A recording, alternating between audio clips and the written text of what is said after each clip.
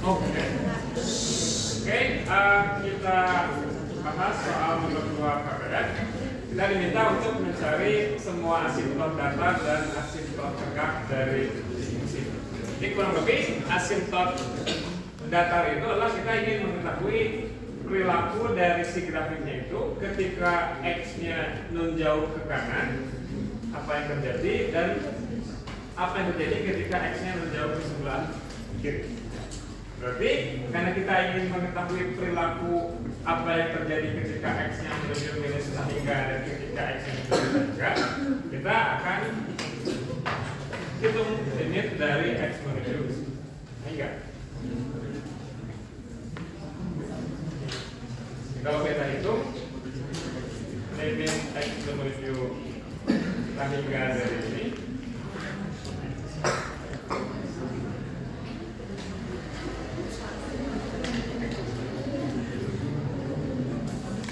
kita bagi dengan pangkat yang tertinggi.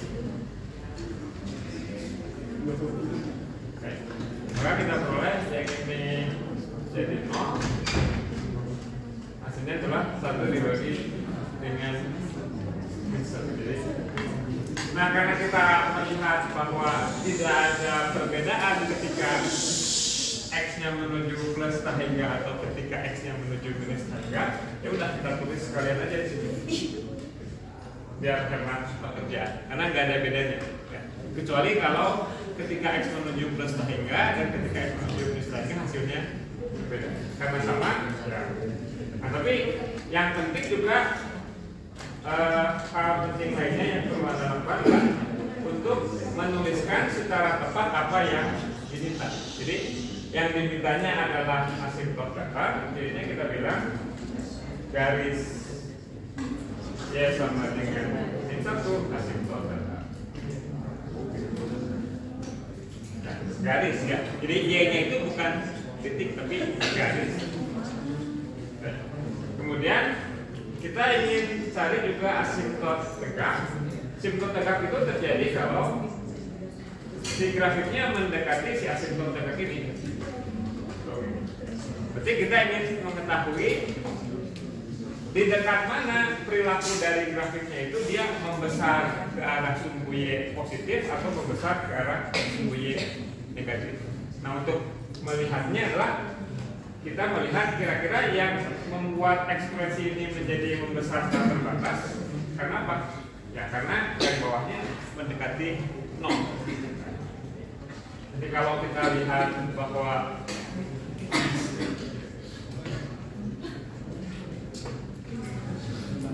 yang bawahnya ini bisa kita faktorkan menjadi 3 tambah X dan 3 min X.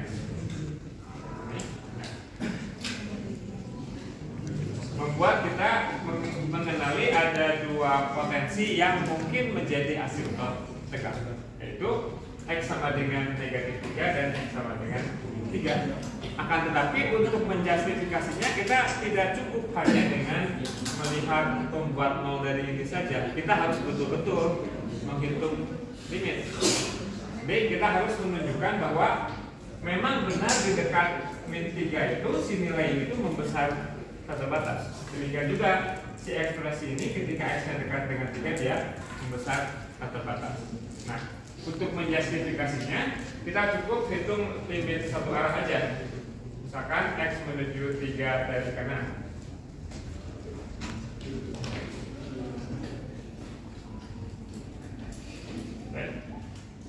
Anda kenali yang ininya positif, kemudian yang ini positif, kemudian yang ini 0 dari sebelah kiri. Jadi secara keseluruhan plus hingga atau minus hingga?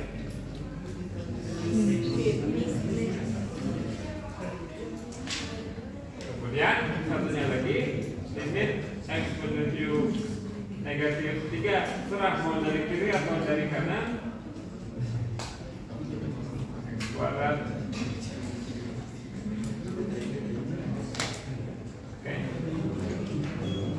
Yang sebelah sininya dia positif, kemudian 3 min X-nya jadi gimana? Positif juga, 3 dikurangi negatif 3 kan jadi apa? Kemudian yang ininya, misalkan berapa min 3 dari kanan itu min 2,9 ya, untuk membayangkan seperti apa. Jadi hasilnya ini adalah mendekati 0 tapi positif. Nah, meskipun memang enggak pengaruh hasilnya plus minus atau tahingga, tetap keduanya bisa menyimpulkan bahwa siapa yang asimtot tegak?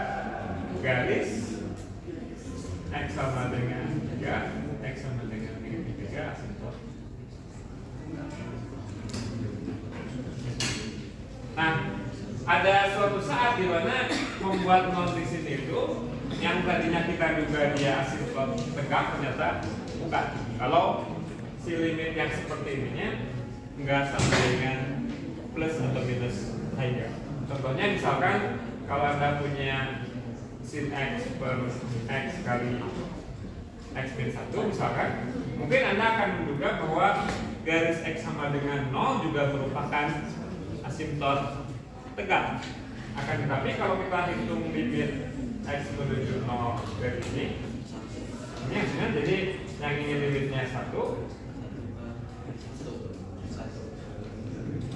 sama dengan 1.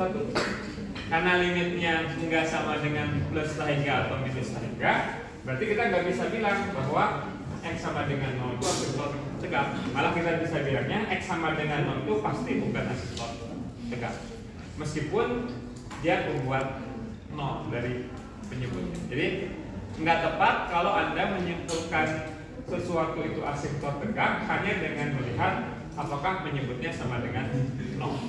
Karena ada suatu saat di mana dia menyebutnya sama dengan 0, tapi tetap garis X sama dengan 0 bukan asimtot tegak.